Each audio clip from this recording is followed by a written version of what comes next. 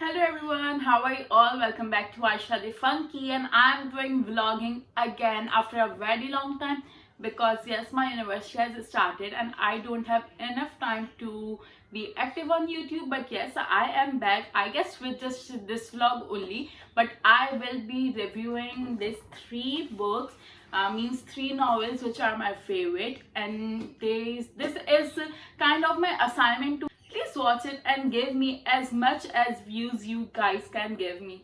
So let's get started. Okay, I have three novels. One is David Copperfield, The Mayor of Casterbridge, and the other one is Great Expectations. Great Expectations. So yes, we are getting started. Two are by Charles Dickens and one is by Thomas Hardy. Okay, so let's get started with David Copperfield. So some says that कि जो novel है David Copperfield वो David की खुद की story है. In this novel there is a little kid whose name is David, और David के जो father की death हो चुकी होती है उसके पैदा होने से 6 महीने पहले वो अपनी मदर क्लारा और अपनी हाउसकीपर पेगोटी के साथ रहता है, और उसकी मदर का एक बॉयफ्रेंड होता है जिसका नाम होता है मर्डस्टोन. सो ये स्टोरी है डेविड की और ये डेविड की लाइफ के अराउंड घूमती है. I will just only give an overview of this book, rest you guys have to read it. David की मदर का जो बॉयफ्रेंड होता है जिसका नाम मर्डस्टोन होता है, डेविड उससे बहुत ज्यादा नफरत करता है. मर्डस्टोन डेविड को मारता है, उससे बहुत धमकियां देता है. इसके साथ साथ मर्डस्टोन डेविड को एक बोर्डिंग स्कूल में एनरोल करा देता है. डेविड को अपनी मदर क्लारा से दूर रहना पड़ता है. अब जबकि डेविड की मदर की डेथ हो जाती है तो मर्डस्टोन जो कि डेविड की पढ़ाई के खिलाफ था और जिसने उसे बोर्डिंग स्कूल में एडमिशन कराया था, वो उसे डेविड को लंदन भेज देता है ताकि उसके काउंटिंग हाउस में काम कर सके. वहाँ पर डेविड एक बहुत अच्छी फैमिली से मिलते हैं जिसका नाम है मिस्टर एंड मिसेस मिकॉबर, लेकिन उनके बहुत ज़्यादा डेप्ट होता है तो जिस वजह से उन लोगों को लंदन छोड़ के जाना पड़ता है. Just remember this name, Mr. and Mrs. Micawber, they are coming back again in this story. David was so tired to work in the counting house, so what he decided to run away to his great aunt Betsy. Miss Betsy hated David, लेकिन अब चूंकि David आ चुका था तो Miss Betsy decided to enroll him in some school and to bring him up और उसकी देखभाल करने का सोचा. मिस बेट्सी ने उसे एक लंदन के स्कूल में एनरोल करा दिया जहाँ पे उसने पढ़ना लिखना सीखा. वहाँ वो मिस्टर विकफील्ड और उनकी बेटी एग्नेस के साथ रहता था. एग्नेस एक बहुत काइंड हार्टेड लड़की थी. जो मिस्टर विकफील्ड थे, he get drunk a lot because of their servant named Uriah Heep. Uriah Heep इस नॉवल का विलन है and he did a lot of bad things with Mr. Wickfield and tried to marry Agnes too. In London, David met his old friend named James and they both went to meet Mr. Peggotty, क्योंकि वहाँ पे mister पिगॉटी की एक नीस हुआ करती थी जिसका नाम था Emily, and David somewhat kind Emily, so they decided to went to meet mister Peggotty. लेकिन वहाँ पे जाके पता लगा कि Emily got engage to his cousin whose name was Ham, and she was not happy, but he didn't notice that James and Emily actually like each other. Later in this novel, James ran away with Emily. James used to abuse Emily, and eventually Emily has to return to his uncle Mr. Peggotty. Later we got to know that both Ham and James passed away. And in all this story, David met a girl in London named Dora, जिससे David ने शादी तो कर ली थी, लेकिन but what happened? Dora died, and David has to return to Agnes in London, where Agnes tell him all the story, what that Uriah Heep, you guys remember the servant, what he did to Mr. Wickfield. And David ने with the help of Mr. Micawber, the guy he met in London while he was working in counting firm, mister Micawber की मदद से उसने urea heap को jail भिजवाया और उसने mister Weikfield और एग्नेस की मदद की. लेटर डेविड एक बहुत अच्छा फिक्शन राइटर बन चुका था. एग्नेस ने उसे बहुत इंकरेज किया कि वो लिखता रहे, and later they both get married. They had 5 children, जिसमें से एक बेटी का नाम डेविड ने अपनी ग्रेट आंट के नाम पे रखा जिसका नाम था Betsy. Is the review of my novel. I will review this novel 8 on 10 and yes you guys have to read it because इसके अंदर और भी ज़्यादा information है. which I cannot tell here because you guys have to read it. Okay, let's get to the Mayor of Casterbridge, and it is my another favorite novel. It is written by Thomas Hardy, और ये इतनी ज़्यादा interesting है कि आपको ये तो बिल्कुल ही ज़रूर रीड करनी है. आप कुछ रीड करें ना करें, just read this one. And it is a tragedy, fiction, whatever you want to say, but this is so much interesting. When I am saying means I am saying. This story revolves around 1820, September 1820, when Henchard family visited a village called Waden Priors or something like that, and they were there for some work purposes, but they had no place to live for a day or two or to spend the night.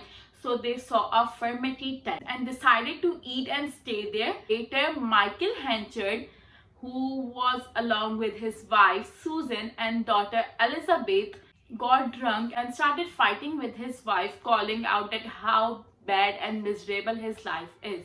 And what he did auction and sold his wife just for 5 guineas. His wife Susan and his daughter Elizabeth were bought by Richard Newson, which was a sailor. So Susan and Elizabeth had to go with that sailor because his husband sold them. Henchard was in his senses. He realized that he did wrong, and he promised to himself that he won't get drunk till 20 years. He started finding his wife and daughter, but you guys know what to cry over spilt milk. So उसको तो मिली नहीं उसकी बीवी और बेटी. Then he started living in Casterbridge और उसने अपने वहाँ life settle कर ली. He became a mayor of Casterbridge. After like 18 years, when Elizabeth was young, Richard Newson died in ocean, seas and whatever we can. You guys have to read this novel for sure. जब वो मर जाता है तो Susan and Elizabeth आते हैं Casterbridge और वहाँ पे एक वो होटल देखते हैं जिसका नाम होता है गोल्डन क्राउन, और उसके आसपास बहुत ज़्यादा लोग जमा हुए होते हैं. जब सूजन को पता लगता है कि इस जो विलेज का मेयर है, कैस्टरब्रिज का जो मेयर है वो एक्स हस्बैंड माइकल हैंचर्ड है, तो वो बहुत ज़्यादा खुश होती है और वो डिसाइड करती है कि वो एक रात वहीं कहीं होटल में सो जाते हैं, मतलब वहीं कहीं होटल में स्टे कर लेते हैं. नेक्स्ट डे सूजन हैंचर्ड को एक लेटर भेजती है और उससे कहती है कि वो उससे मिले. माइकल हैंचर्ड और सूजन खामोशी से एक जगह पे मिलते हैं and they decided to get married. लेकिन ये लोग शादी नहीं कर सकते क्योंकि जब तक सूजन नहीं थी तो Henchard Michael was having a affair with a woman name Lucetta. और जो आसपास लोग जमा हुए हुए थे होटल के आसपास वो इसलिए हुए हुए थे क्योंकि हैंचर्ड माइकल का जो एग्रीकल्चर फील्ड थी वो इस बार ज़्यादा अच्छी नहीं हुई थी. वहाँ पे एक एग्रीकल्चरिस्ट था जिसका नाम था Farfrae and he was so good that Henchard offered him to be his assistant. Later Farfrae ने भी हैंचर्ड को बहुत ज़्यादा धोखा दिया और उसने अपना एक बिजनेस सेटअप कर लिया. और जब हैंचर्ड ने और सूजन ने बगैर किसी की परवाह करे शादी कर ली, हुआ कुछ यूं कि सूजन की डेथ हो गई और उसके बाद हैंचर्ड ने कोशिश की कि वो एलिजाबेथ को सारे पास बता सके. लेकिन तभी हैंचर्ड को एक लेटर मिलता है जिस पर लिखा होता है don't open this letter until the marriage of Elizabeth. लेकिन हैंचर्ड वो लेटर खोल लेता है और उसमें उसको पता लगता है कि एलिजाबेथ उसकी सगी बेटी नहीं बल्कि न्यूसन की बेटी है और जो हैंचर्ड की बेटी होती है उसकी डेथ हो चुकी होती है. हैंचर्ड बहुत ज़्यादा दुख और सदमे में होता है कि वो एलिजाबेथ को इग्नोर करना शुरू कर देता है. एलिजाबेथ अपनी मदर सूजन की ग्रेव पे जाती है जहाँ पे उसको लूसियाटा मिली होती है and they started living with each other. Farfrey started visiting Elizabeth there, and later Luciata got feelings for Farfrey. She ditched Henchard and got married to Farfrey. हैंचर्ड को और ज़्यादा बुरा लगता है और लेकिन वो जब देखता है कि एलिजाबेथ के साथ भी बुरा हुआ है तो वो एलिजाबेथ के साथ अच्छा बर्ताव कर लेता है. लेकिन हेयर कम्स द ट्विस्ट, न्यूसन की डेथ नहीं हुई होती. वो कैस्टरब्रिज आता है और कहता है कि मैं एलिजाबेथ जो कि मेरी बेटी है मैं उसको लेने आया हूँ. लेकिन उसके साथ हैंचर्ड धोखा कर देता है. हैंचर्ड न्यूसन से कहता है कि नहीं ये तो तुम्हारी बेटी नहीं है, तुम्हारी बेटी तो मर चुकी है, मेरी बेटी है. और न्यूसन को वहां से निराश होकर जाना पड़ता है. लेकिन लेकिन हैंचर्ड इतना सॉरो और इतना दुख में होता है कि वो किसी को बगैर बताए कैस्टर ब्रिज छोड़ के चला जाता है। और न्यूसन को जब पता लगता है कि हैंचर्ड ने उससे झूठ बोला कि एलिजाबेथ उसकी बेटी है, तो वो वापस आ जाता है और एलिजाबेथ को अपने साथ ले जाता है। एलिजाबेथ और न्यूसन बहुत कोशिश करते हैं कि वो हैंचर्ड को ढूंढ सकें, लेकिन जब वो ढूंढ ही रहे होते हैं तो उन्हें पता लगता है हैंचर्ड की डेथ हो चुकी है। लेटर एलिजाबेथ की शादी फारफ्रे से हो जाती है। हैप्पीली एवर आफ्टर अपनी जिंदगी एंजॉय करते हैं। This is the end of this novel, the mayor of Casterbridge. I don't know I am forgetting anything और not, but you guys have to read it so you can have a better summary of this novel. I will rate it 10 on 10. It's my overview for the novel. You guys have to must read this. Okay, the last novel is Great Expectations by Charles Dickens. Great Expectations by, okay, so our last novel is Great Expectations by Charles Dickens, and it is also a story of a boy named Pip. He was orphan and he lived with his sister and brother-in-law, Mr. and Mrs. Joe. This novel revolves around Kent and London.